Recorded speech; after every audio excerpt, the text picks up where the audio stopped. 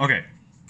Okay. So let's say you got this ramp here. This is a very important concept of physics. If you can get this down, like you're gonna ace the test. Like this is the only video you need, bro. All right. So let's say you got this ramp.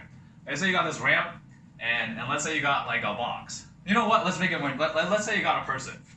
There's a person up on this ramp, and let's pretend this box is someone like you hate. Pretend it's like your worst enemy, and this box is he's going down the ramp. Like someone like you're up here, you're up here. You push this man, this box looking guy. You push him down the ramp, and you want to find out how fast he's accelerating down this ramp, and you know Newton's laws. You know F equals ma, and you also know about the friction, the kinetic friction force, which is it's like k something equals like the coefficient times the normal force.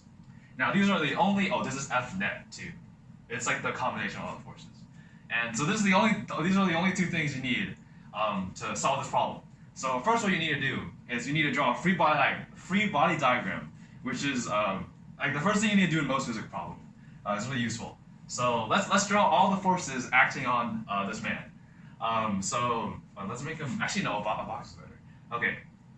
Okay. So what are the forces? So of course we have the force of gravity. The force of gravity is acting on everything, and the force of gravity is pulling this guy down. He's pulling him down, and always opposing the force of gravity is the normal force, which is like pushing against them on this ramp because he's touching the ramp, and the normal force is always acting on anything you're touching. So this is the normal force.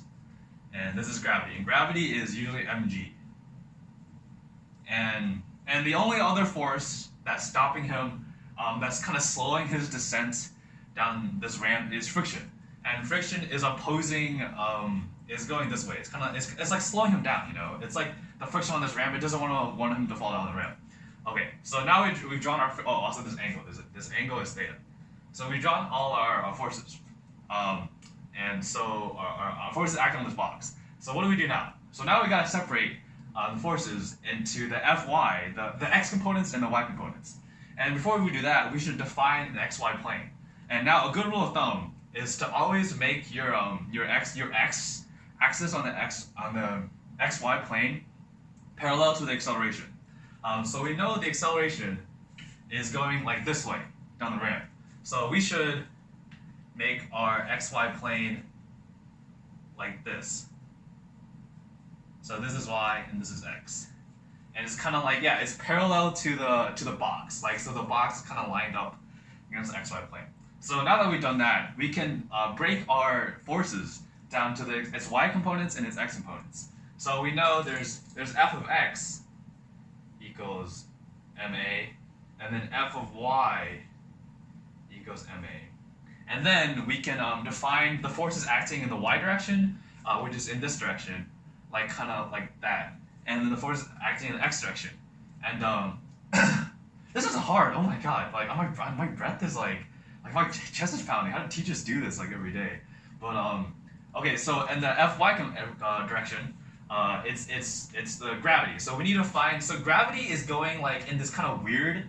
Like if we look at the coordinates we defined is going in like a weird direction. It's going off in like a kind of an angle, and we don't want that. We want it to be like simple. We want it like to line up with the y plane and to line up with the x plane.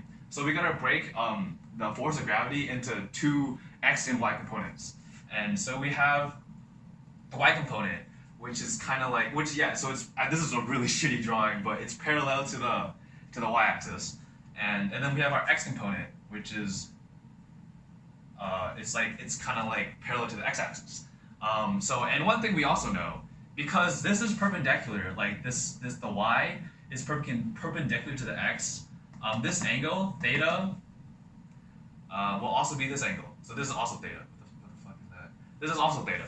And so now we know that. Now we can use some basic trig, and then we can figure out, so this is adjacent, and mg is the hypotenuse. So we can figure out that the force in this direction is cosine theta mg. So that's the weight in the y direction. And then we can also figure out, so this is cosine, right? Like the other one's got to be sine. Like come on, like you've done enough math problems. Like it's like the opposite. You know, like that's got to be sine. So in the x component, it's got to be sine theta mg. Okay, so now we've broken down our mg into like more useful components that we can kind of apply to this equation. So now we can plug some stuff into the equation. Let's start with the Fy, with the forces acting in the y direction. And this is similar because we know that that it cancels out. Like the acceleration in the y direction on the y-axis is 0. So we can just like take this out and put a 0 here.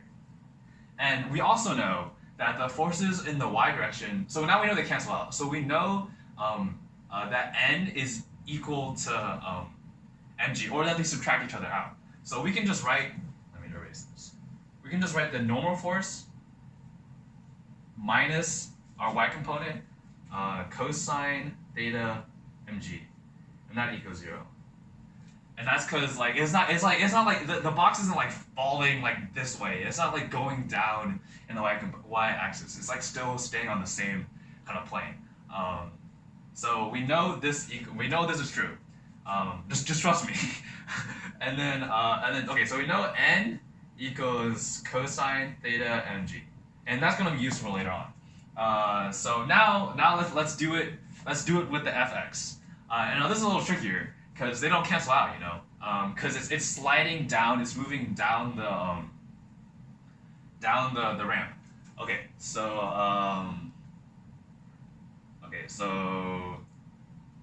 so the only force opposing there's two forces acting on it. Then.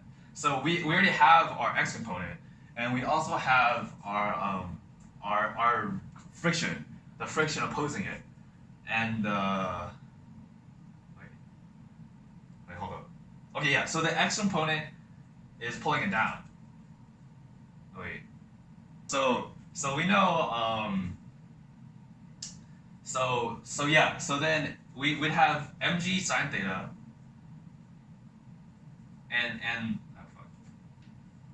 And this is for the f of x. This is the x in the y in the x direction. It's in this direction. So we have mg sine theta, which is the weight that's kind of pulling it down, right? That's pulling it down, and then we have the kinetic friction that's opposing it. So we subtract our friction, our k, our kinetic friction, the coefficient, and then n. And then what's this? Wait, we know n. We know n equals the cosine theta mg. So we can go ahead, plug that motherfucker in, and now we got it's equal to cosine theta mg, and all of this equals to ma.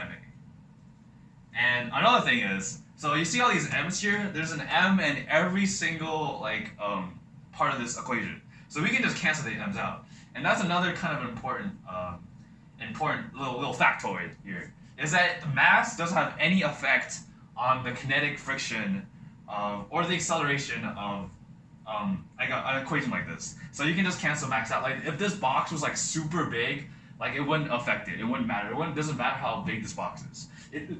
It just matters like the force of gravity and the angle, and like these are the only kind of things that affect it. So now we did it. We have our I'm gonna write it. I'm gonna put a box around it. That's you got box in your answers. You know, box them in. Don't let them escape. You know. So now we have our answers. So now you know the acceleration of this guy. This you up here. Yeah, you bad bitch. Yeah, you get him. You got there. You push him down. So now we know the acceleration. And now if you're doing any problem, like if you're taking Don't Panic, I forgot which one. If you're doing Don't Panic, yeah, you can just plug fucking numbers in, and then you can get 8. And that's how you do this problem. Like, comment, subscribe. Yeah, have a nice day.